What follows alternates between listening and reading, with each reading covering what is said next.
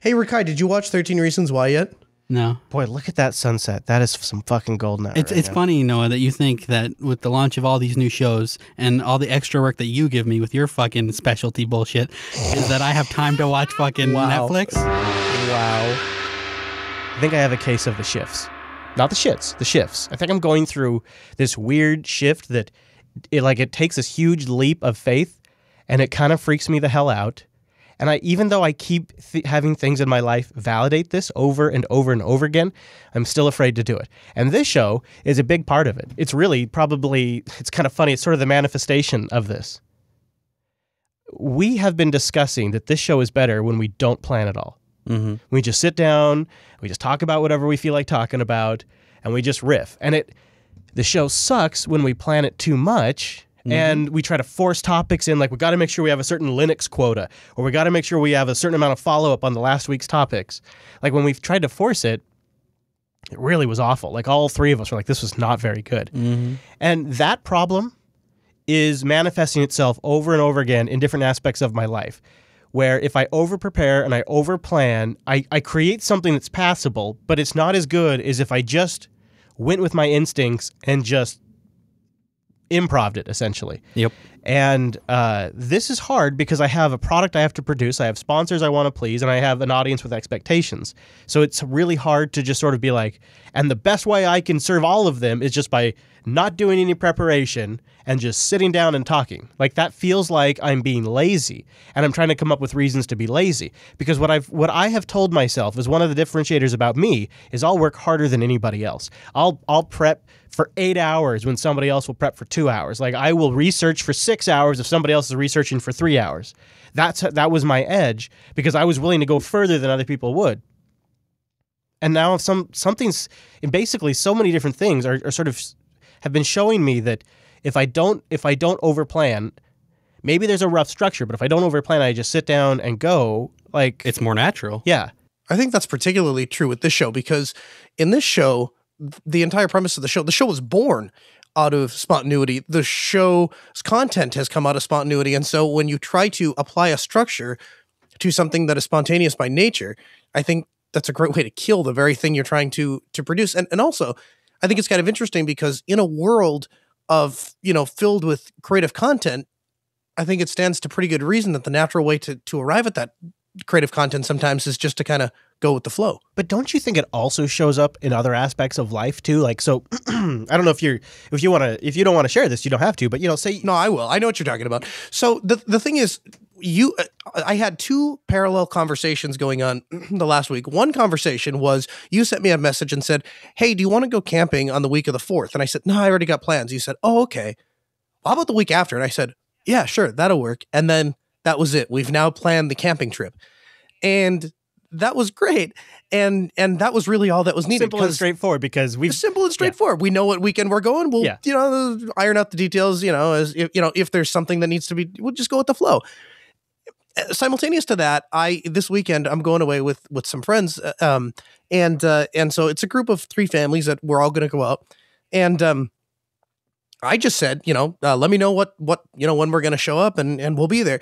And I think what has happened is that some of the other people that are going out there, they want to plan everything to like a T, and it was literally starting to drive me nuts during the week because they would start sending me like lists and like meal plans, and it's like, well, Saturday is going to be steak day and this day is going to be taco day. And I'm like, well, what if I don't feel like steak on Saturday? What if I don't feel like tacos on whatever Tuesday? Like, can't we just go and relax? Right. Like if I wanted to have a rigorous schedule and wake up at this time and eat this thing and do this thing, I just stay home and work. I can make money. I wouldn't have agreed to a schedule. Vacation. Yeah. Right, exactly. And really, see, this is what you learn after you've owned an RV for a while. Not to make this about RVs again, but you learn that the reason I have an RV is so I can have a fridge and cupboards full of whatever I like, and I can be spontaneous. And if I feel like steaks tonight, I'll do steaks. And if I feel like hot dogs, I've got both because I've got my fridge with me. And once you've done it a few times, you learn that. But when you're new and you've just gotten yourself an RV and you're going camping with a friend for a first time, you got to quantify all of the variables and you got to track it all and have a plan for all of it. And that's how you wrap your head around it, I guess. And what I think I'm getting to is, now I've been doing this for like 11 years, like that seems to be almost doing a disservice for me. But it's this really weird, I have to give up in faith in my process and have faith that I'll just intuit my way through it. It's very strange. And it's, like Noah was saying, very applicable to the show, too. So I have a case of the shifts right now. So I'm going through a weird transition. I blame Lass. Like, getting off of Lass has just sent me a spinning. Like, I didn't quite know what happened after ending an 11-year project, because that's like ending an 11-year relationship. And it was a super, super structured relationship. Yeah, and it really was like, I start working on Thursdays, the show goes live on Sundays. Noah and I start communicating pretty heavily by that point, if we haven't already been chatting earlier in the week. Sometimes travel is planning's involved, and some weeks like that trip to Dell, that really took 6-7 weeks of steady communication and planning. And so now all of that's sort of gone, and it's just really weird. Even the show itself was super structured. We need this, and this in the first segment. We need a main topic. We need this many feedback items at least.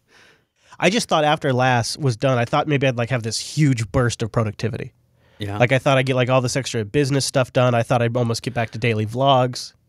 Well, you do have a huge burst of productivity, just not in the areas of life that you thought you would. Yeah, no, I find myself reanalyzing lots of long-time assumptions and rethinking things and looking at things from now a different work demand standpoint. It's been stuff that I actually, in some ways, am feeling is maybe multiple years overdue.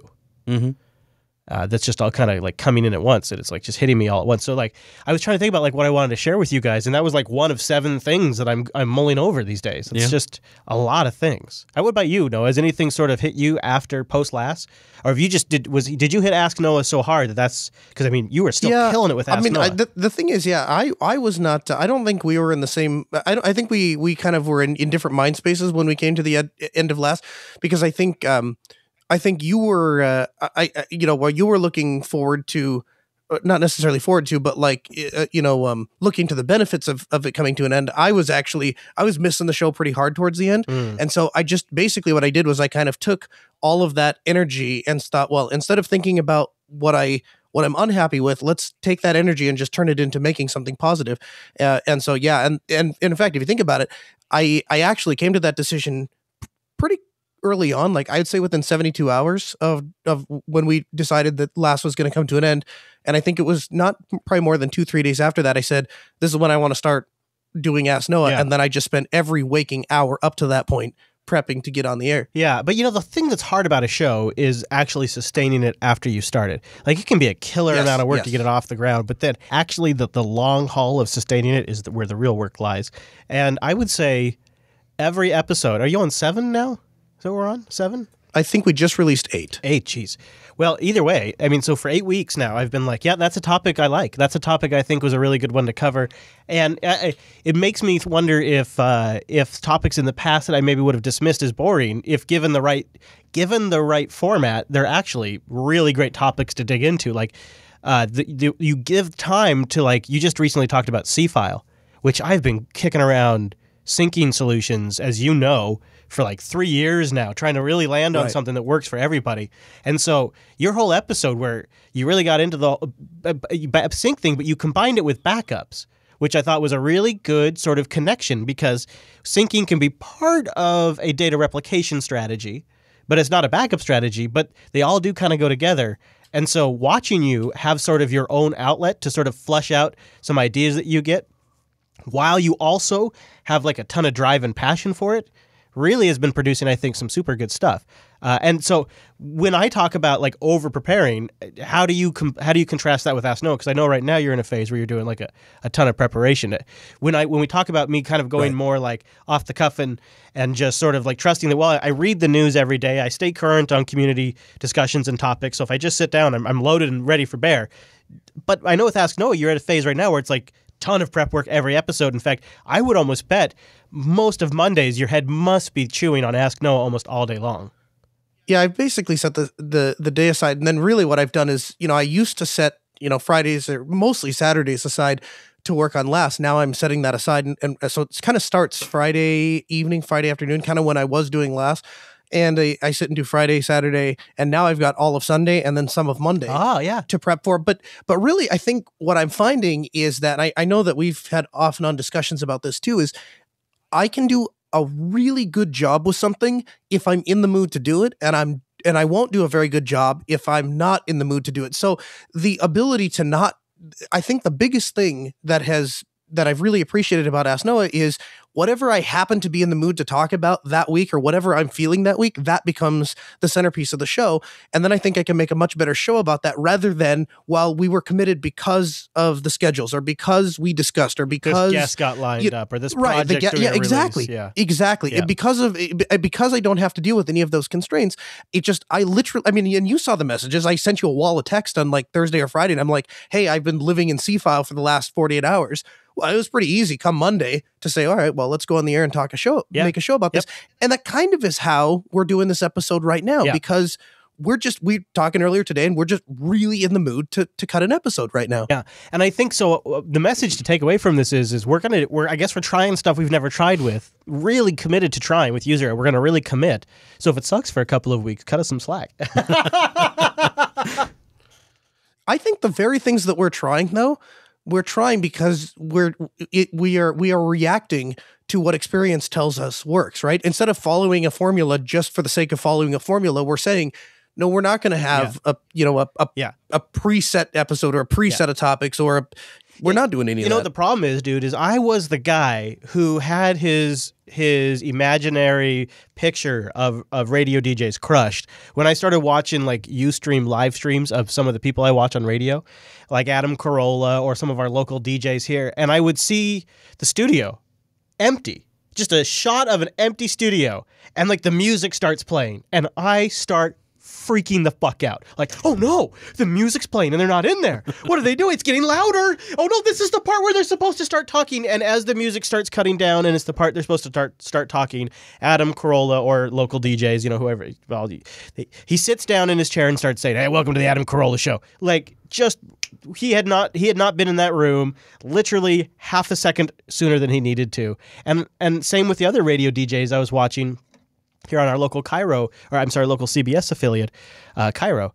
And I watched that and I was like, these guys are lazy. Like, they're just showing up and punching the clock.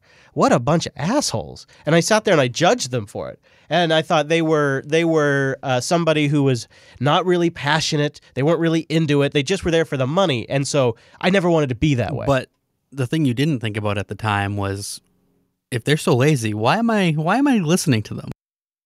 Because clearly they're making good content because you were listening to them up until you learned about that. Damn it, Rikai.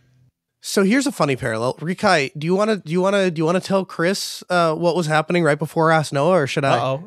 Go ahead, because I don't remember. Oh God, don't tell me. Oh God, don't tell me. So Rikai and I are on Telegram. We're having a conversation. The thing is, the first week, I literally was in the studio, I think at noon, didn't have to be on the air till 6, and I spent 6 hours just rehearsing things and trying things and checking things and double checking things. And even then had a couple little minor issues I had to work out. And then of course, like the third week, we lost our phones and had to troubleshoot that. But every week it's gotten a little bit less every single time, to the point that this week I've been getting to the studio at about 4 or 5, about an hour, 2 hours before the show, and spending most of that time. Well, it turned out this week I really spent about 15 minutes and I was ready. And so I had about an hour and a half to just kill. And so Just Ben, the producer, showed up and we were looking at his computer and talking to him. And then I got done with that and he goes, well, I'm going to go in there and start getting things ready in the control room. I said, okay. So I sat down. I thought, well, now what do I do? I got all the show preps done. What do I do? Open up Telegram and I start talking to Rikai. And as I'm sitting there talking to Rikai, the intro music kicks in, and I'm talking to Rikai. I'm like, "Well, it was good talking to you, Rikai, but I hear my intro music, so I probably should go do a show now. So I guess I'll talk to you later." See, that's having confidence in your prep too. That's the confidence in prep. Yeah. That's what I used to live off of. Was I know I've thought this through. I know I've prepped this. I know I have my notes. I know I'm good to go. I have confidence in my prep. It's just funny though when you talk about like showing up 1 minute before you have to. Like I literally I'm finishing up the conversation and I kind of poke my head up from my laptop and go right into the intro. Yeah. And I was like, well, okay, when you were all right, here we are. When you were out here for Linux Fest Northwest, you and I were hanging out an hour before Ask Noah, and I don't know if you noticed, but about 45 minutes before Ask Noah, I excused myself and I went upstairs to my office. Oh, yeah. And then I was like, I better leave him because I'm sure he wants to start setting up. And then about 25 minutes later, I came downstairs and you were still on the couch screwing on your laptop. And I was like, oh, okay. And I was like, And then I thought to myself, wow, yeah, I suppose if you start right at the hour and you know your show's going to be an hour, like, okay.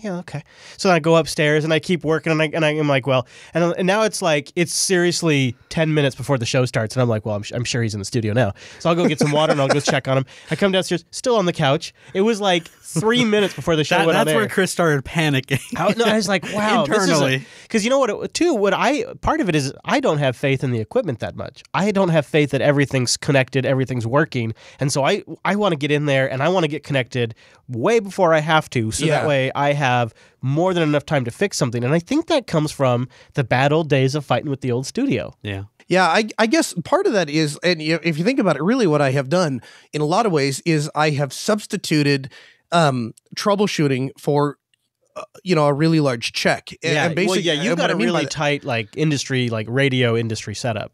Right. Yeah, I just subsidized troubleshooting for buying really expensive purpose-built hardware so that I push a button and I know I'm going to get connected. And really the other thing was too is, as far as testing and stuff, prior to that, I had been setting the mixer up. So I knew like the microphones and stuff were all set up. I knew the levels were good. Yep. Like you said, though, there is the connection issue. And a part of that is, this is something I just have to deal with having such a tightly scheduled show is like, either it works or it doesn't. And if it doesn't work, there's nothing I can do about it. I get about a minute and a half to fix it. And if I can't fix it, then we're just not doing a show that night. And there's nothing I can do about it. And I've kind of accepted that. And so far, it hasn't bitten me. We'll see. Well, actually, that's not true. That's not true at all. It did bite me. It bit me the week of the week after Linux Fest. Wound up, we were out at lunch. And we were getting ready to leave. And about the time Chris said, well, if we're going to make it to the airport in time, we better leave. I look at my phone and it hit me like a ton of bricks. And I'm like, I just start doing time calculations in my head. And I'm like, there's no way this works out. And I didn't want to say anything at that point because, obviously we were committed to going to the airport. We're committed. We're doing this. And the other thing is that, I wanted to, say goodbye to Wimpy. But before we ever got into the car, at that point, I was already like, the ship has sailed. Yeah. And so that was the first time in the show's run so far that you've had to call the radio station and say, I'm stuck in traffic. I'm in Seattle and there's a thing called traffic here. It was interesting watching your process because when you're using the physical equipment that you're using, that is essentially it's like the next generation ISDN over the internet. I mean, that's a really horrible thing to call it, but that's kind of, you're getting... No, that's actually exactly what it was designed to do. I know. It makes me, it's like calling things 4G and LTE, but it is essentially like as reliable as you can get with today's technology. So you're working with a very solid platform. But I'm coming from a background of where this studio was running on a series of Macs and things that were not super reliable. And so I know the Beard can attest, like technical issues were the norm. Yeah. And so it was like, not will we have technical issues? It's which technical issue will I have to solve before I go on the air? Should we preemptively reboot this system to make sure it doesn't crash while we're recording? Yeah. And now I was there for the days of the HDMI the HDMI musical chairs. Yeah, musical chairs is a very generous way to put it. It was a ridiculous process that could sometimes take up to 15 minutes to get capture working right. And now that we have redone the studio and the move over to Linux, I've had a couple of little rough edges, I have to reset display resolutions or sound interfaces, but it is things that take me 30 seconds. And I know that if I get here within 5 minutes, I'm good to go. So today's Coda Radio that I just recorded earlier today, I didn't even walk in the studio until 15 minutes before it was time to go. Now, I know that seems like a long time to you, but for me, I traditionally, for all of our shows for the last decade, have showed up an hour before the show starts to get the stream going, to do any kind of troubleshooting, and I sit in the studio to make things work for an hour before the show starts. And so today, I didn't even bother showing up until 15 minutes before the show started, and everything just worked. And then we sat down to do this show, and we literally just sat down and started doing this show, and everything just worked. And so it's sort of the perfect timing for us to make this switch in the studio because it's sort of coinciding with this just sit down and wing it a little more that I'm sort of allowing myself to do and take away some of my faith in the process and have faith in myself and my experience. And now I can also, at the same time, I have more faith in my equipment than I've ever had. And the two things go really well together. So the switch that we've made in the studio could literally not have come at a better time for me.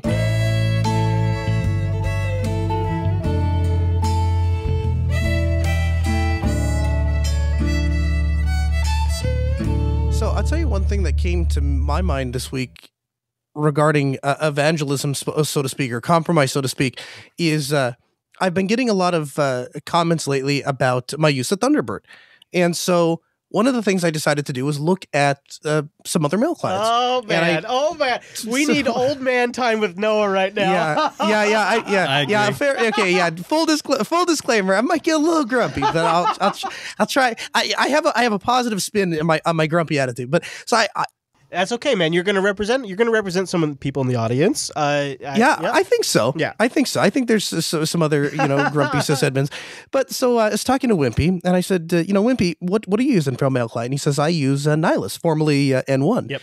And code is available on GitHub. And there are two things that appeal to me about it. One is I really respect Wimpy, and so I respect the software that he chooses and the things that he thinks are a priority for Linux users. That then I'm willing to consider that as well. Oh my god! Oh my god! What? Tell him, Rikai. Chris has talked about Nylas long before Wimpy. I've been using it since I'm an OG Nylas N1 mail user, dude. Even on LAS, no less. That is true, and I think I remember making an apps pick, but at that point I wasn't ready to consider another mail client.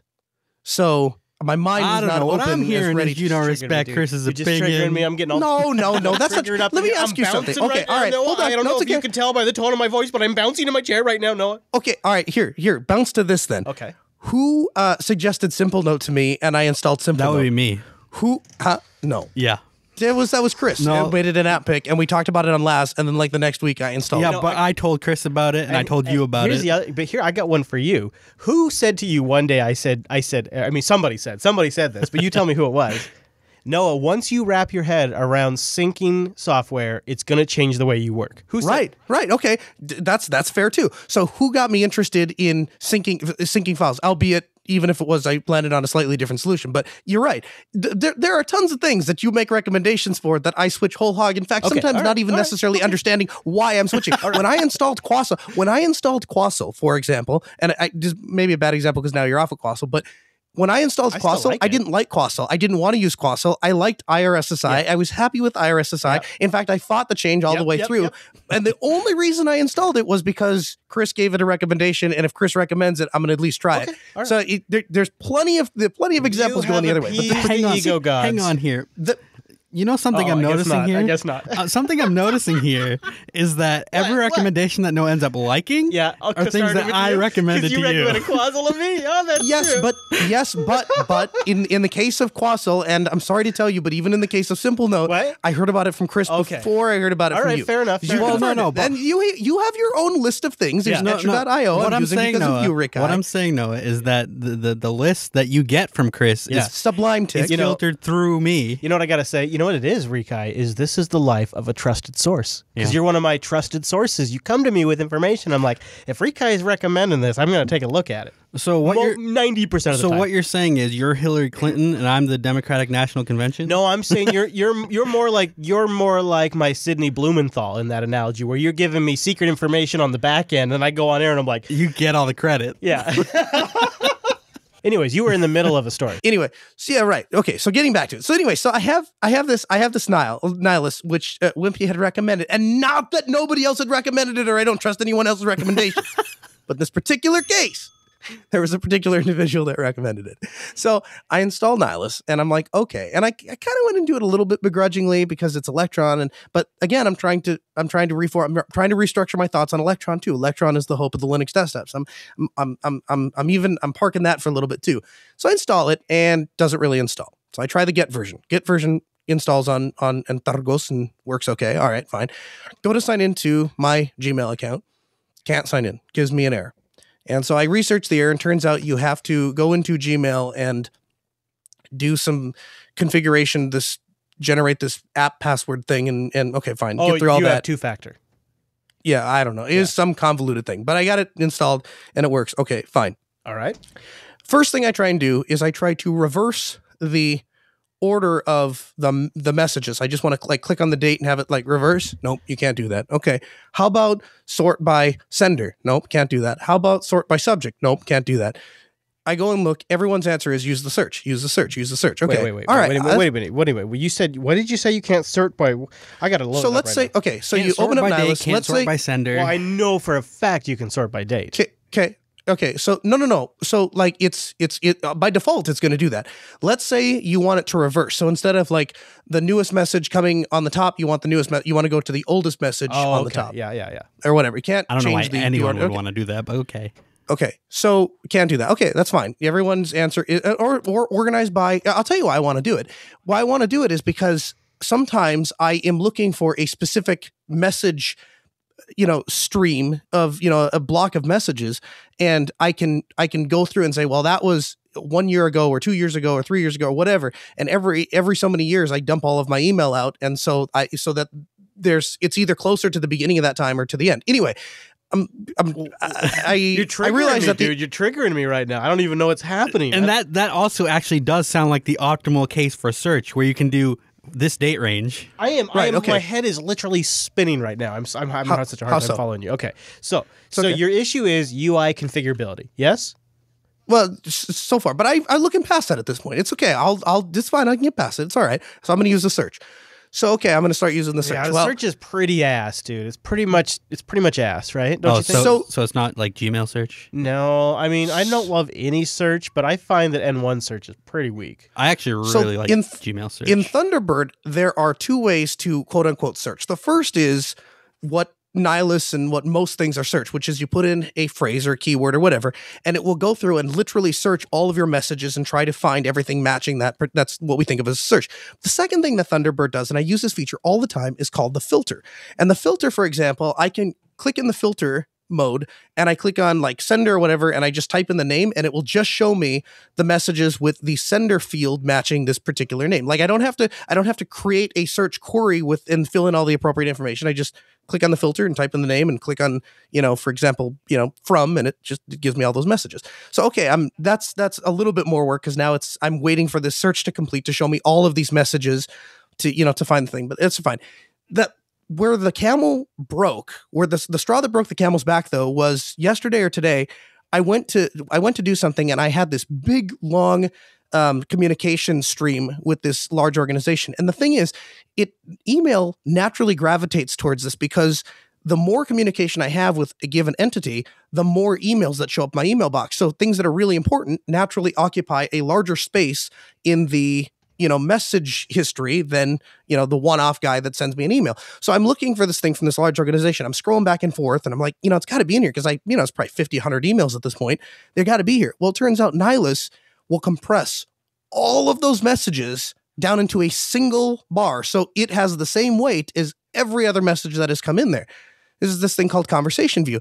Worse than that, when you click into the conversation view, I can't actually see all of the message history. It truncates all of the older messages, and you have to click into each one to be able to see all of these older messages. So there's no way for me to have all 5 messages up at one time to compare. This is what they said the first time, and then the IP address has changed to this, and this. No, baby. This email no, baby. I'm not saying this is a workaround, but you can turn on multiple view modes, so that way you have all your inboxes in one view, the box itself, and then the messages. So you can have all of your inbox items on one side and all the emails on another side, and they're all the threads. Yeah, I have that. I have the multiple pane, but you can't. So anyway, so it's still in the first pane where it has all the messages. It still shows all of those emails under one bar, and then you click into that bar, and then the second pane, then it will open up the most recent message, and then you get all of the rest of messages concatenated at the top. It's kind of hard to explain, over a microphone, but if you open up the email client, you kind of see what I'm talking about. I think it's wasted effort. Well, so what I did was I looked in and I said, okay, how do we turn off conversation view? There's got to be a way to do that. Well, the entire mail client is designed to mimic the Gmail interface, which of course is kind of based in this conversation view. And so it turns out that the majority of people that are using Nylas like this presentation and like the way it is set up and actually don't want it to change. And so there's a couple people that have asked, but for the most part, the answer has been that's not really what we designed the mail client for, and it's really not on our roadmap. And it kind of hit home with me. I thought this is another example where I am a product of an older generation, and the world has moved beyond every email comes in as a separate quote unquote file, and I can open each one of those. Like that is no longer a paradigm that is desired or accepted by a lot of people. And my time has just moved on. And so what I've decided is, kind of what I landed on was, I'm really glad that Thunderbird has reached a point that it does all the things that at least I want it to do, because as long as I can still install Thunderbird, it's a perfectly usable mail client. And as far as I'm concerned, these newer ones, they're not. I'm going to have to either augment my expectations of how I do email, my workflow and how I do email. Really what that'll probably mean is I'll just get off of email altogether. Or I have to hang on to these legacy products. Can I provide a counter to that? Sure. I don't think that this is a situation where you don't like it. I think it's a situation where you have experienced a bad implementation and then you are writing that entire category off. Because what you described is essentially, okay, Nylas took the Gmail concept and then re-implemented it badly. So why don't you just use Gmail, which solves pretty much all of the issues that you run into? I hate Gmail though. I actually Gmail might be my least favorite mail interface. But yeah, but you know what, dude? People that are the quote unquote more expertise on the internet, they look for Gmail replacements. That's right. Gmail's the new standard. Welcome to the internet. It is, and the changes that Google has made to the Gmail interface are very widely appreciated by the majority of people. So this train is not going the other direction. Like, it's not like there are two schools of thought and I'm in one and and this is the other one. It's like there's everyone else and there's me. And that's pretty clear if you go through and look at Nylas, the GitHub things. For every one person that's like, oh yeah, it'd really be nice to have the old way of doing this. Like, there's literally 100 people that are like, we all hate that. And we have all been trying for 20 years to get away from that. And now we finally have, and there's no way we're going to get drugging back. User Error is brought to you by Ting. Go to last.ting.com. They've offered a new URL to us. I just have to take them up. Kyra's been chatting with me about it, and I was thinking we should come up with something good for the show. So we got to, or maybe something kind of just like really great in general. So anyways, we got to come up with something. But in the meantime, last.ting.com is where you go to support the show and save $25 off a Ting device. Or if you bring one that's compatible with Ting, and they support CDMA and GSM, if you bring one that's compatible, they'll give you $25 in service credit, which is pretty nice because the average Ting bill per line, $23. It's just $6 to have the line, and then it's pay for what you use. Minutes, messages, megabytes, you just pay for what you use. And average works out to about $23. Just like, I think for me with 3 phones, I think it's $37 last month. It's pretty great. It's pretty nice. That's why both Noah, myself, and the Beard, wow, all of us right here in this very show are frickin' Ting users. Yep, never had a problem with it. It's pretty great. Last.ting.com. You can go check it out. Also, take a look at their blog. And a big thank you to Ting for sponsoring the User Error program. So I have been so jazzed about USB-C. Today, as we're recording, Intel announced that they're going to open up the spec without a license, some non-exclusive license. I haven't said what yet, but you don't have to go pay them to get the royalties to use the Thunderbolt 3 spec with the USB-C connector. This is going to be the defining factor. This is the little stupid legal thing that allows manufacturers like Nikon and Canon and all the other ones, Panasonic, etc., to use Sony. I don't need to list them all, but to use USB-C in the camera, because if they don't have to pay that Intel tax, they can put that port right there. It's about the same size as micro. Well, and the other thing that I think is going to drive a lot of adoption is now AMD can put USB or Thunderbolt 3 on their motherboards. Before they could not. You're right. Yeah, you're right. And Intel's announced in future, we don't know when, but in future CPUs, they're just going to integrate the Thunderbolt controller into the Intel CPU. Yeah. Although I do kind of feel like Intel screwed AMD over a little bit by announcing this right after AMD released all of their new CPU line. Yeah, I suppose. I would really love to see this take off, though. I am so sick of carrying around 3 or 4 different cables all the time. And the truth of the matter is, in all pure technical sense, this should not be an issue that we have. We should never have landed here. There's no reason to land here. And so USB-C sort of rights an industry wrong. Yeah. I'm really glad Noah went AFK to get a picture. Yeah. No, I wasn't AFK. I was sitting right here. Oh. But I sent the picture. But basically it's like, this is like my favorite card reader ever, because what it is it first of all, it's all aluminum. Second of all, it's heavy as all hell, so it doesn't slide around the desk. Are you trying to trigger me right now? No. You don't like it? Rikai, I know this requires you walk away from the mic, but I need you to come over here to see this. You got to see this. Tell me that doesn't look like a teeny tiny Mac Pro. What do you think? Who do you think they're catering to? That you have a Mac Pro on your desk. You have a Mac Pro on your desk. No, that's not a Mac Pro. It looks like it. You think of a Mac Pro. You think of course, Apple it's supposed computers. to match the Mac Pro. It's supposed to match. So when you set all this stuff up, it looks all good all together. Linux advocate Noah Chalaya thinks of the Mac Pro every time he sits down at his desk. So what I'm hearing is that Noah hates Macs, but he loves Mac accessories. Yeah, so we're going to put a picture of this in the show notes. But anyways, go ahead, buddy. It does look more like it looks than welcome nice. to. But here's the thing. It looks like it's heavy, so it doesn't scoot around when you plug in the cards and stuff. So that's what I was about to get to. If you can get past the fact that, yes, they designed it to match your Macintosh stuff. And I've never said Macs don't look good. I just, don't want to own one or use one. But here's the thing. The card reader, because it's so heavy, sits on the desk, means I can plug a card in almost like the old floppy drives. Yeah. Where and I stick an SD card in there, I stick a compact flash card in there, and then, like you said, it's always in one place. And the other thing is, it has a super bright LED light on the front of it, so you can tell when it's reading and when it's done reading. That sounds horrible. I guess that's nice, so you know when it's safe to unmount. Right. Right. Yeah. Exactly. Okay. Yeah. You wouldn't. I wouldn't necessarily put it in my bedroom. Hey, yeah. Send me the link to that. I'll put a link to it in the show notes if people want to check it out. I don't know if they make them anymore. I will. Probably not, because they have to update them to match the new Apple trash can design. They got to make it circular. They can't make it look. But I hear they're going back away from the trash can now, so they have to redesign it as soon as they release it. You're gonna have more money to spend soon, Noah. I really love it.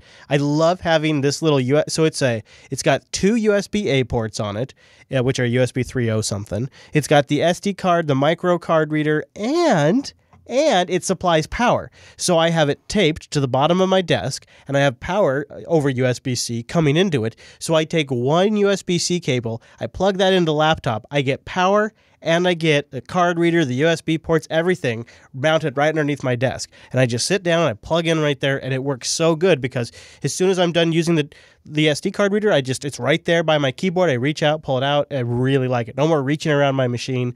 Nothing. I am a USB-C hippie. I'm a USB-C evangelist. I'm also a USB-C evangelist. I actually bought a bunch of USB-C power cords for my computer, and I actually have a dirty secret I have to share too. But one of the ones that I bought, the first one that I bought, what I did was I took my bed apart, turned it upside down, and the under frame of my bed, I actually took a bracket and bracketed the USB-C power cord into the bed, and then ran the wires with wire clips, within the bed frame coming out the back and then into the wall. So you don't actually see where it goes into the wall. But basically, right in between the mattress and the frame, there's now a cord that sticks up with USB-C. And the reason I can do that is because I know it's the last power adapter I'll ever need to put in there. You have a technology addiction. Well, so here's what I did. Here's what I did. So I also have one in my bathroom. In Lady Jupes, on my side of the bed, I have 3 drawers. And behind the drawers is open space. So I took one of those Anchor 5-port USB-A adapters. It's like high amperage to all the ports. And I, get ready for this, 2-pound double-sided taped the Anchor thing to the inside the top drawer. And then the power cord, the AC power cord, goes down behind the drawers, comes out at the bottom, and plugs into an outlet that's right at the bottom of the drawers. And so I open up my top drawer, and I have an Anchor 5-port USB-A hub in there, and I can plug in the USB-C cable, a lightning cable, a micro USB. In fact, that was literally the setup I had last night. And I charge all of the things, and then when I'm done, I can put the cords back in the drawer, close the thing, good to go. Now, here's my question for you, Chris. Will that charge your laptop? Well, it does do a high amperage. It does do one of the ports is super high amperage. I don't know what it quite puts out. I haven't tried it yet. But see, my laptop has so much battery life. No, I don't know. I know your battery only lasts a little bit on that Lenovo. Just a little bit. Yeah, just a little bit. Not very long. So I know you got to charge it. 22 hours. You got to charge it constantly because 20 hours isn't. I feel like the super old guy in this conversation because I'm the one that's on the computer by far the most of anyone, I think, and I have, 4 computers in my room now? None of them have USB-C. They have a PCI card that you can add one. But anyway, what I was going to do is, and I sent you a link. You can put this in the show notes if you want. But it's basically, it's called the iVoliere, and it's a 75-watt Type-C charger with the USB-A thing. So it's kind of like your Anker, except it has a USB-C port to charge. That is 75 watts. That you can charge your laptop my off current of it. USB-C hub is 65 watts, and so if I'm pushing the CPU and the GPU, the laptop has to pull from both the USB-C source and the battery to compensate. My Anker wouldn't even charge my USB-C laptop. So if you can even get your laptop to charge, that's good.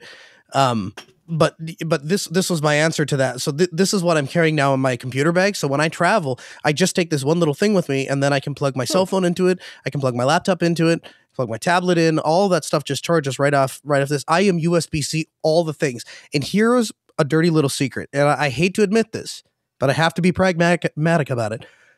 Do you want to take a guess what the most cost-effective, highest quality, most compatible USB charger on the market is? Is it a mono price thing? Because I haven't looked at. It's made by Apple. What? It is made by Apple. The Apple 75-watt USB-C. Well, actually, the cable specifically is the most universal USB-C cable. It has worked with everything they have tried up to and including the HP Spectra, which apparently is a very finicky laptop for USB-C. Which we tried ourselves when Wimpy was here. Yeah, I don't know if I think the charger on that particular laptop is a little weird because it requires like special firmware from HP to be able to accept the charge. Mm-hmm. And actually the Dell Precision is the same way. It can't take the full 100 and some watts, so you need the Dell USB-C version. But everything that will accept a normal USB-C charger will work with the Apple one. So if you're looking for a Type-C charger to buy, and I hate Apple with the best of them, I'm buying all Apple chargers. If they were available. Unfortunately, after that article came out in Wirecutter, Best Buy has been sold out since I've been back in Grand Forks. They have not had USB-C cables in stock. You got to go to the Apple store. Store.apple.com. Yeah, right. We don't have one in Grand Forks, actually. Store.apple.com. Yeah, they have them on Amazon, too. Yeah, there you go. Yeah, I love it. I love the switch to USB-C, and so I'm super glad that Intel's going to open up that spec. I would love if AMD integrated that. But just getting a little taste of it now, I'm ready for all of it. I'm ready for it to come down. Finally, USB-C, all the things.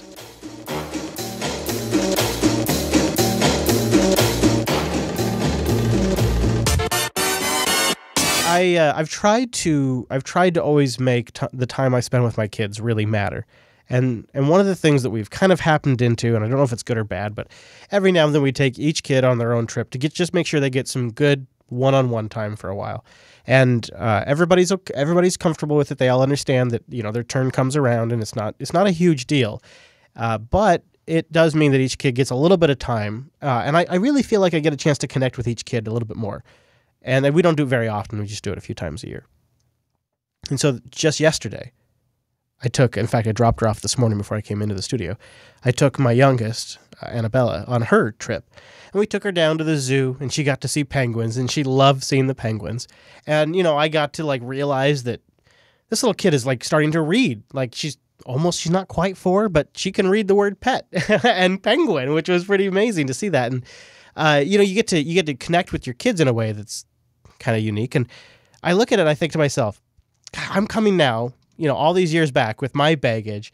What am I screwing up today that I don't even freaking realize I am screwing up? Because I know I must be screwing something up. And so it's I feel very paranoid. But I go back to our topic before. It's not like before I go out on my daddy-daughter day with Annabella. It's not like I sit down and I plan it all out in a doc. And I have different headers, and I have different segments of our day, and I have links to things. I don't do that. I just do what feels great for us, and I just trust that it's going to work out fine. And so it's interesting. Even in my parenting life, I feel that momentum to just go more with my instincts, and things will turn out okay.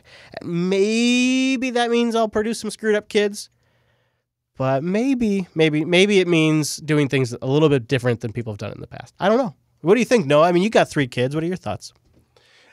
Somebody told me very early on. I used to. I don't know if I've ever done this in front of you. Yeah, actually, I bet you have seen me do this.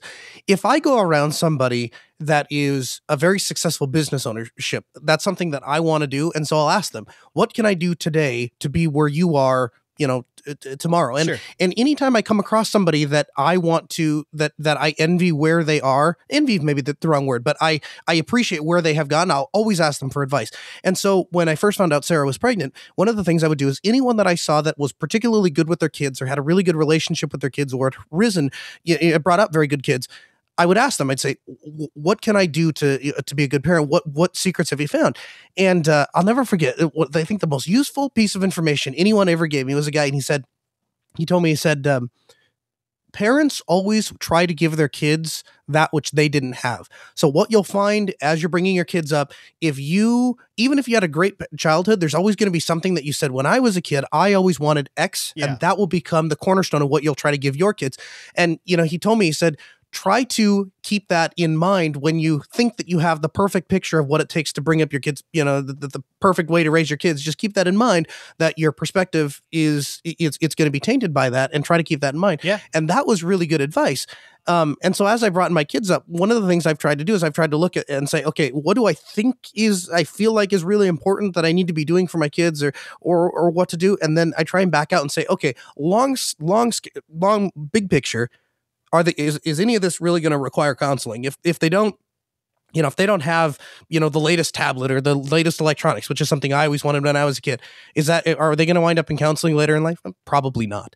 So, and I've just tried to kind of meter myself and say, and the other thing I guess I've tried to do is I have tried to keep myself from using gifts and things to compensate for time, because that was one of the things that when I was a kid that my dad did a lot was, he didn't always have a lot of time, but he would say, well, I'll get you this thing. And that seems like that'd be a temptation for you. That seems like that'd be a particular temptation.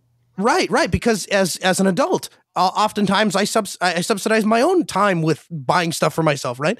So, and I guess those are the two things that I guess I've tried to guide, so to speak. And I guess we'll find out when I get the final bill for the kids counselors later in life. We'll see how good I did. I like that you're going to be paying for your kids counselors. Well, if I screwed them up, I guess I kind of feel obligated. To me, that signifies that you're a good parent, though, because I feel like a lot of parents wouldn't pay for their kids counseling. I won't admit to doing any harm. Screw you. Take care of yourself. Well, once they hit 18, they're out the door. They're not my problem no more.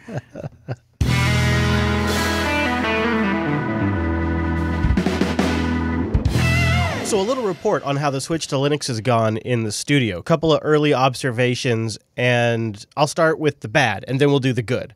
Because the bads aren't really all that bad.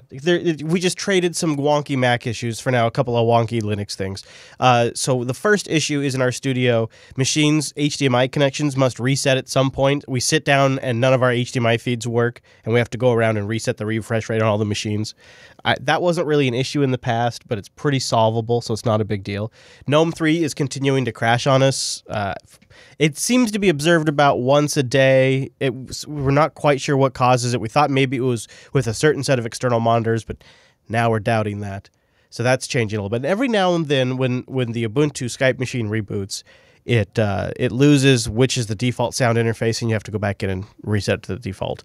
And then I guess sort of just a secondary issue, which we can talk about more later, is the soundboard has incredible progress by the community. Currently, though, does not launch on the soundboard machine. So it's a bit of a downside, is like, going along. Now the soundboard doesn't work. All right, give it a day or two, then the soundboard works again. But it's just not great for broadcast production. Now, that being said, it's going to get there. We'll talk about it more later. Now, the positives, though, are way better performance. The systems run much better than they did under macOS, and we have a lot more headroom. It is almost conclusive that the green screen keying appears to be better in OBS than it was under Wirecast, which is a huge surprise to me and an extremely welcome one, which makes our episodes of TechSnap look better than they have in a long time. Our general setup we've gone with, where we've arranged the Linux machines, is working really well. I love having the local access to the machine right here. And all of them have been extremely solid. None of the operating systems themselves have had a single problem since they've been in production. We've had a couple application issues, but None of the OSs have had to be rebooted because of some sort of system issue or memory issue. They've all been completely rock solid. It's really been a lot of, for about 2 weeks now, sit down and just do a show, which is nice. So that's really what I like to go for. A couple of little minor issues I think we still need to work out. Like the soundboard otherwise has been a huge success, don't you think? Mm-hmm. I feel like most of the features that we request get added within like a week. And I feel like most of the features that we still want are going to be added in the next week. Yeah, and even like little cosmetic things are getting tweaked now by Albert and others, and it's just really looking great. It's I don't know why it's not loading at the moment. That might just be something specifically wrong with the AUR version. I think it is. But I've been hearing from a couple of folks who I got a tweet from a guy yesterday. He's like, I was just starting a podcast, and this came just in time. It's pretty cool to hear. You know, Chris, it should be in the Snap store now. Oh, yeah? So you might install it via Snap instead. Oh, well, there you go. That's fascinating. So if you want to take a look at it, it's github.com/Jupiter Broadcasting. That's been a really cool community project to see the caster soundboard come together. And now it is genuinely feature competitive with commercial soundboards that were only available for macOS. Some really nice features in there. And then there's been some progress on that visualizer we use for the video version of this show, too. So are you familiar with the old Winamp visualizations? Yeah. Maybe some of them. It turns out that years ago, those were open source at some point. Oh. And it's called Milk Drop. But then there's been a fork of that project that's updated them to newer interface and stuff called Project M. So I proposed yesterday in the GitHub and in the Jupiter Broadcasting Telegram group to take those visualizations, write Python wrappers around them, and connect them into the app so we could use Winamp visualizations to make videos. That'd be so cool. Yeah. And the developer seems open to it, but we might need somebody that knows C++ and Python. So if I can go back just for a moment to the switching to Linux, I had a couple questions. So you said GNOME 3 crashes. I think it's kind of an interesting paradigm, and I think it's a problem that we don't always acknowledge in the Linux world. So the original issue, we had a broadcasting machine that worked flawlessly for a year and never had any problems with the desktop crashing, and it streamed 24 hours a day, 7 days a week indefinitely. And then the problem, though, was that Mate implemented on Arch Linux was not, finely tuned enough to be used as a daily desktop driver. So when you actually sat down and you were having to interface with it all the time, within the first 10 minutes, you realized it was completely unusable. So we went to GNOME, which is a great desktop driving machine. And while you've not had any problems with the GNOME 3 desktop crashing on your main machine, which is a build identical to the one that we're using for broadcasting, or on your one upstairs, which is yet another completely duplicate build, isn't it interesting that now all of a sudden we have this weird, unexplainable problem that occurs? I suppose some of that could be contributed to the HDMI splitter. Yeah, because this has a couple of HDMI devices, extra HDMI devices hooked up to it. That's the main differentiator. I guess the dual display. And it's got an application that's pinging the GPU constantly for compute resources. So perhaps in competition with Mutter, maybe there's something there. But yeah, I agree. It is kind of odd. I hadn't really thought about the fact that we have two other identical builds to the system, also running GNOME 3, also running Arch, that don't exhibit this issue. Yeah. Right. And then that machine didn't have the desktop crashing problem when it had a different desktop environment. So it's very straight. Like the computer, the physical resources are obviously there to handle it. It's kind of an interesting problem, and it kind of parallels the same frustration I had at Linux Fest, when we had this machine that was custom purchased, custom built to do on-location streaming. We put everything into it to make sure that it works that way, and all of a sudden, problems that we've never experienced on any other machine all of a sudden surface the day that we go to do this remote broadcast. And I think that kind of inconsistency is one of the problems that we don't really ever talk about and we don't ever really address on Linux, and yet it's a really frustrating thing to deal with. Boy, you are getting me fired up for a conversation I want to have about GNOME in this episode. I want to talk to you guys about. I went down the rabbit's hole on something. I noticed something, and I'm like, wait a minute, am I seeing things, or is there something to this? And so, of course, Chris had to go down the rabbit hole and start benchmarking and getting metrics, and then finding bugs. And I have a little report. I want to give to you guys. But I thought before we got too far into that, we should do just a little bit of follow-up from last week. So we also have the DuckDuckGo Challenge that I think we should talk about. I have a rat update. But we also have the Amazon shenanigans.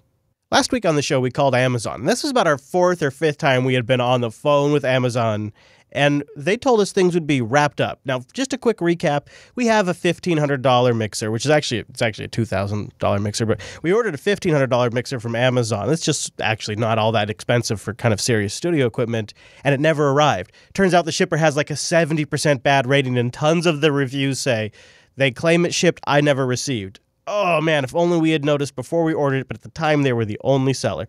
But no problem, we thought to ourselves. We'll have Amazon fix it all up for us. We opened up a ticket. They started an A to Z guarantee, and now they continue to jerk us around. They still have not given us any kind of refund. In fact, they tried to close it once. We had to call them back and tell them, no, we still haven't received it. And now the clock's really ticking, because they haven't refunded us the purchase price on Amazon. And we bought a replacement mixer at a physical Guitar Center store here in Washington on a credit card.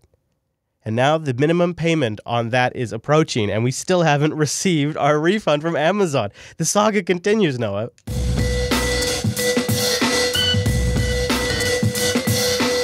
So for those of you who don't care, first of all, go fuck yourselves. And second of all, I agree, this is not really all that interesting, but everybody around me wants to know, so a Henry update.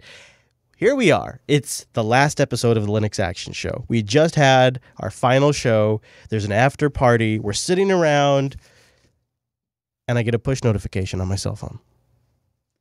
And he becomes a little girl. And I start making like these, oh my God, noises. And everybody sees me staring at my phone, and now I realize that I've been vocalizing out loud my thoughts because I was so shocked by what was on my screen. And I start passing the phone around, and what everybody comes quickly to realize is that the security camera in my RV detected motion. The motion that it detected was a huge rat running around my RV, who was named Henry by Wimpy. Now, I went to war. This is not my first rodeo, and I went all out. And we set up traps, 3 of them, 2 on camera, 1 off camera, and we then vacated the RV for 2 days, waiting. And on day 2, I heard a noise on the camera, so we went home, and we found that Henry had been trapped by the one trap that was off camera. And he was still alive. He had gone down the steps, and he was right there at the front door. He was still alive.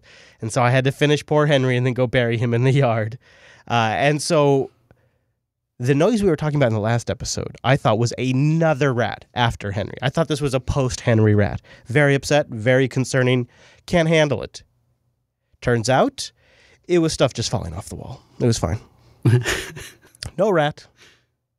Spinning up a new virtual server is a lot of fun on DigitalOcean.com when I can use their dashboard. Their amazing dashboard makes it super easy, quick and simple to spin up my own Linux rig using the code Here's the Thing.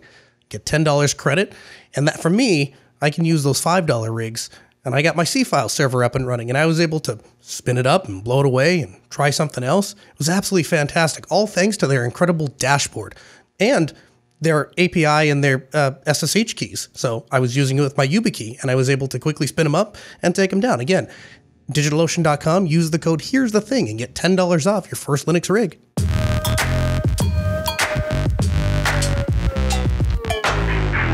Okay, Chris, you want to know what I hate about Gnome? Uh-oh, what's that? How about the fact that when the desktop crashes, it doesn't tell you why. It just comes back.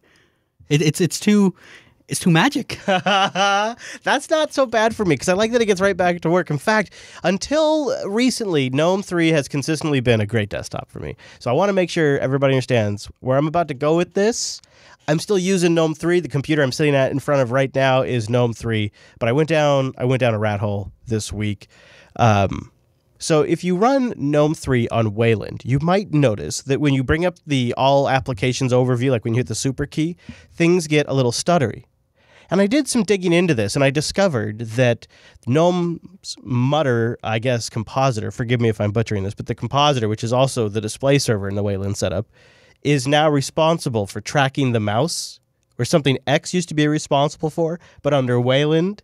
Mutter is now responsible for doing this. And so it turns out Mutter really fucking sucks at doing this. Like, it's really bad. It like consumes a ton of CPU, and it's all one thread. One thread for all of it, for rendering where the windows go, for tracking where the mouse is at, all of it.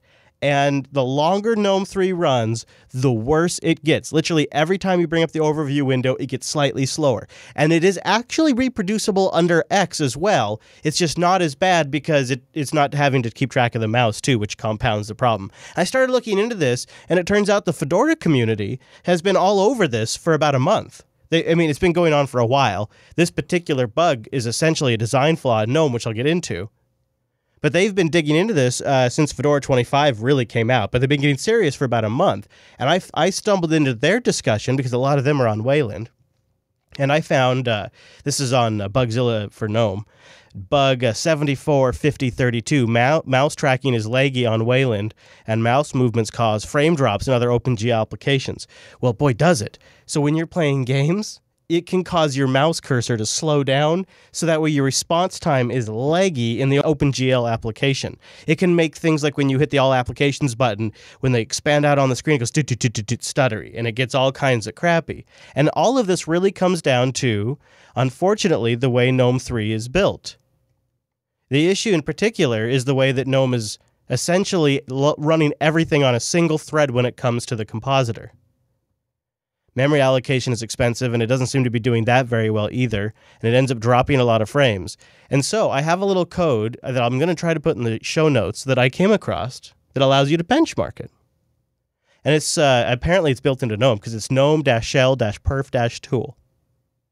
And now when you run this, it will make your GNOME system unusable. It launches like a benchmarking mode of GNOME, so it drops some of your theming and things like that, not all of it.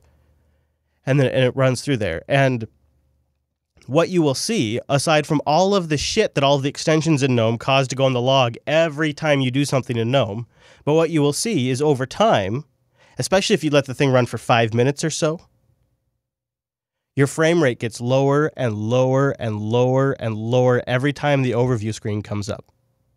And I did notice in the benchmark, like pretty soon it was jerky-herky when my applications would come out on the screen. Now there's a couple of short-term fixes. Obviously, if you're on a laptop, put your CPU into high performance mode. Run GNOME on X, which gets you a lot further. And then the other nice thing about running GNOME on X is you can do Alt F2 and then hit R, and it reloads GNOME, and it essentially clears the problem up. You cannot do that under Wayland because it's a mutter issue there. Also, if you install the Impatience shell, GNOME shell extension, if you install Impatience GNOME shell extension, this reduces animation times, so it essentially band-aids the problem. Because there's less animations, there's less things to stutter. So what does this mean, like, long term? Is this something that is a temporary problem while we transition from X to Wayland, or is this a implementation issue that has no hope of being improved or fixed long term? So this is why I think it's a big deal in a sense. This is a use case and an example, but I think there's going to be a wider problem. I think it's both those things. First of all, it is a design issue with GNOME, and it's going to take a fair amount of reworking to fix it, but it is not unsolvable. But it would take a lot of work. But number two is it's really the first start. But the second problem is it's really exposing cracks in the transition to Wayland, as the GNOME project is all of a sudden responsible for also being essentially the display server. They're doing a lot more work. Now somebody who was never really doing that work is having to do something new, and there's going to be a transition. I am really concerned that the transition to Wayland is going to be a lot rockier than we expect. Now, do you think that this is this kind of making the case for not using Wayland, and maybe Canonical had it right. Maybe they should have actually gone with their own display server, because Mir was a server. Yeah, it was a full API you could use. So in that case, if they were using Mir, GNOME wouldn't have to re-implement the whole display server. If I'm understanding that correctly, if GNOME was ever going to have a chance of actually supporting Mir out of the box, correct? Right. Yeah. That is kind of ironic. It's because you end up with two great examples here, because the Plasma desktop is rocking it with KWin. Like, this is totally not an issue with KWin. And then the GNOME desktop, which is my preferred user interface, is really suffering with the compositor.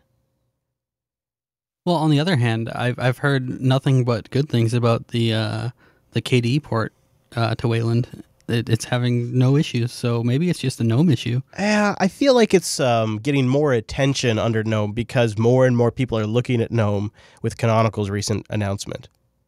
Maybe. And we're going to have a lot more users all of a sudden trying GNOME on Wayland and trying GNOME on X. I suspect it's because of because this has been an issue essentially since 2015 is when the bug was created, but it really goes back to the way that GNOME is designed. So this has always been an issue, and in the last 20, 30 days, it's gotten a lot of attention from the Fedora community because they have critical mass on Wayland over there. And we've also had we've had a couple of friends of the show try going from Unity to GNOME, and then they've switched back to Unity. I don't know if they want to be called out, but their complaints were that GNOME was slow and crashy. I don't know. I guess maybe I'm just a GNOME hater, but I feel like this is an issue with the GNOME project and how they develop things more than an issue with Wayland. Gosh, I love GNOME so much, but now I can't unsee this problem. So let me ask you this: if that's let's take that train of thought for a second and say that maybe there are some systemic issues with the way that GNOME develops and implements stuff. Why is it then that GNOME is clearly the most popular desktop across distributions? I mean, you have Red Hat, you have Fedora, you have now Ubuntu, you have SUSE. All of these companies are shipping GNOME as the default desktop. Why is it so prevalent if it is so problematic? I'm not saying I think this is the reason, but I'm going to put it out there. Okay. Is it because maybe it's the most Mac OS-like? Also, maybe because it was the first to market of the new generation of desktop environments. That's true. Plasma 5 has really only been stable for like the last 5 or 6 releases, and this stuff, it was market forces that were assembling for the last couple of years. Yeah, and stuff like Mate didn't exist at the time either. You actually touch on something really interesting. So if I am a Mac user and I am looking for an alternative operating system, KDE is very busy to me, and Mate is very retro to me. So GNOME really strikes that balance of I've got that single bar along the top, I've got the dock along the side.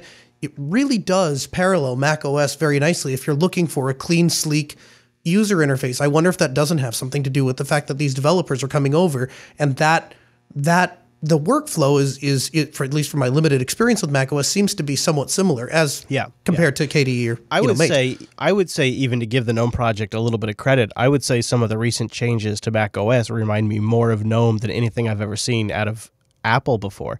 And so I would perhaps suggest that it is not GNOME copying macOS, that is simply GNOME just trying to design an out of your face, easy to use interface, and they ended up with some of the similar kind of concepts. And so there is a it's not necessarily a one-to-one interface exchange, but it's sort of a one-to-one UI philosophy swap. Does that make any sense at all? Yes. That sounded really stupid. No. I understand exactly what you're saying. They've arrived at the same thing they've arrived at the same thing because they are inspired by the same end goals. Yep. This is why I'm having a crisis of faith, because I am the type of person that I do notice, and I never really talk about it much in the reviews because I can't quantify it, but when I install Elementary OS or when I install Unity 7 or when I install the Plasma desktop, there is a smoothness to the interface that I can't quite describe. The way windows open up and move around, just the way the whole thing feels, there is a smoothness and slickness to it that GNOME does not. It feels just like Mate and XFCE, unless you turn on Compiz in Mate. It feels a little like Windows XP. The way the windows load, I would say. I have always said, in fact, I've said so far back to you can actually listen to an ongoing debate between you and I back at System 76 when we were there. I have long since asserted that I think that Unity is a more polished desktop than GNOME. But here's my hope. My hope is talking with a couple of people that I know have some very serious clout with the future design of the way that Canonical is going to go forward with the desktop. one of the two people I've spoke with that are in charge of that has told me that they are developing a small group of people to bring the same kind of polish to GNOME that existed in Unity. And so if Canonical does even half the effort of what they've done before, my hope is that the rest of the Linux desktop world can come together and say, okay, let's fix all of these little tiny things. And when you have that many eyeballs working on it, and all of the eyeballs that are naturally going to arrive there just because it's shipping by default with Ubuntu, I think there's a very good chance that at least some of the polished stuff will get worked out. What I'm not so convinced about is these new problems that you're bringing to my attention, where I think from my understanding of what you're describing, it's a systemic issue. It's not just a matter of, we crawl in there and fix that little bug. It's like, this is an implementation issue. Yeah, and I think we're just beginning to discover them with the transition to Wayland too.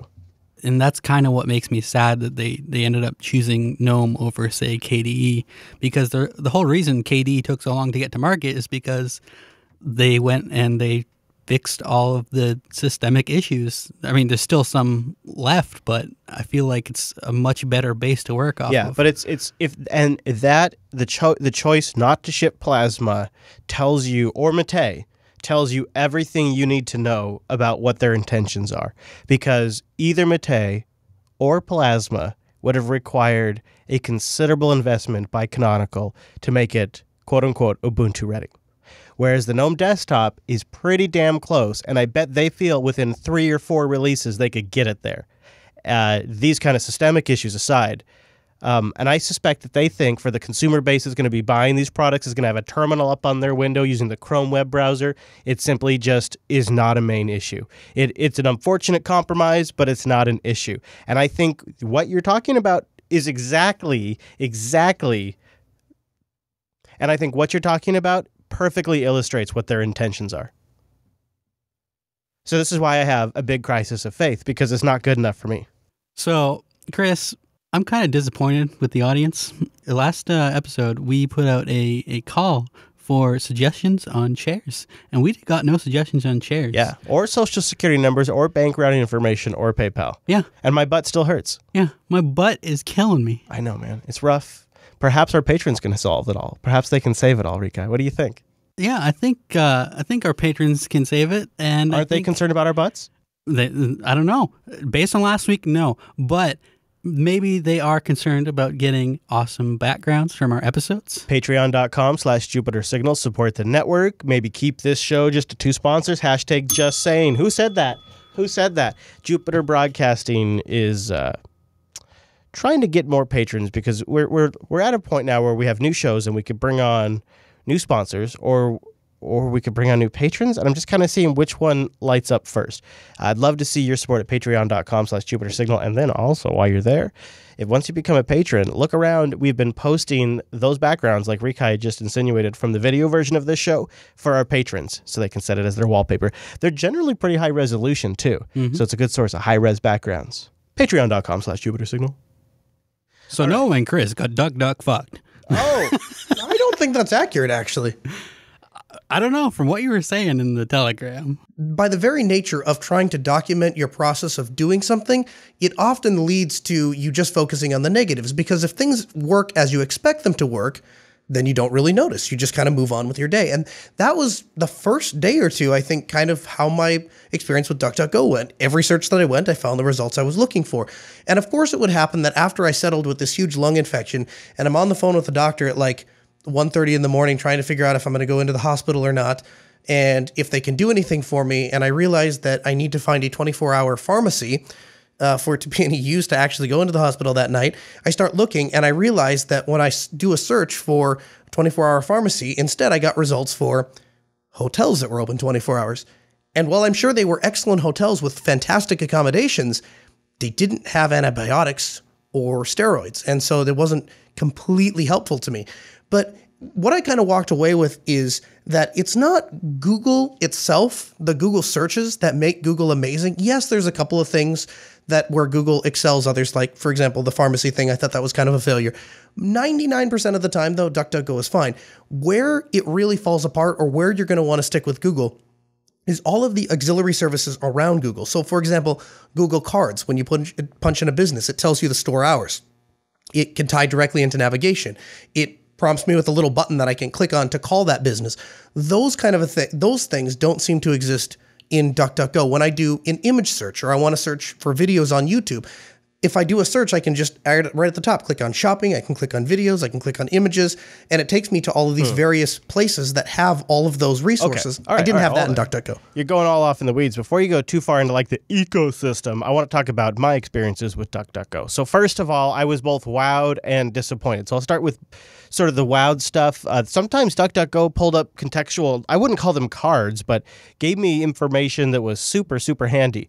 I use simple things like the stopwatch functionality was really useful when I was doing some stuff earlier this week.